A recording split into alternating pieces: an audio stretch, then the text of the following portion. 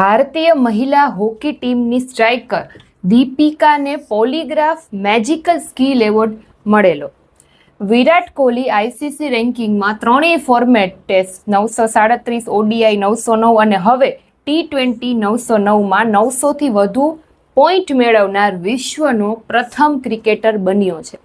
ત્યાર પછી Gujarat tribal genome sequencing project, આ પ્રોજેક્ટનું નામ છે ટ્રાઇબલ જીનોમ સિક્વન્સિંગ પ્રોજેક્ટ, જે ગુજરાત છે એ શરૂ કરનાર પ્રથમ રાજ્ય બન્યું, જેનો ઉદ્દેશ છે કે આદિવાસી સમુદાયમાં રોગોની ઓળખ થાય અને એની તાત્કાલિક સારવાર થાય. એના માટે કેન્દ્ર સરકારે પ્રધાનમંત્રી ધન ધાન્ય કૃષિ યોજનાને મંજૂરી આપી છે, જે 6 વર્ષ સુધી ચાલશે. એનો ઉદ્દેશ્ય છે કે કૃષિની ઉત્પાદકતાને વધારવી.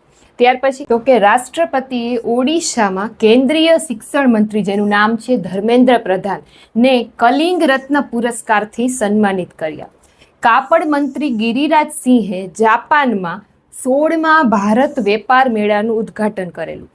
DRDL અને એઇમ્સ એટલે કે AIMS બીબીનગરે કાર્બન ફાઇબર આધારિત પગ એટલે કે કૃત્રિમ પગ છે એ બનાવ્યું, જે જરૂરિયાતમંદોને કામ આવી શકે. તાપી જિલ્લાના આદિવાસી પરિવારમાંથી આવતી મિનલ ગામિતની વર્લ્ડ યુનિવર્સિટીમાં રમવા જનાર ભારતીય વોલીબોલ ટીમમાં સિલેક્શન કરવામાં આવ્યું. વિકલાંગતા ધરાવતી 15 વર્ષની લક્ષ્મી જડાલા એને નેશનલ ટેનિસ ચેમ્પિયનશિપ 2025, જે વિકલાંગોની શ્રેણી છે, એમાં એને ગોલ્ડ મેડલ જીત્યો. તો આ હતું આજનું કરંટ અફેર. વિડીયો ગમ્યો હોય તો ફટાફટથી લાઈક કરો. Thank you.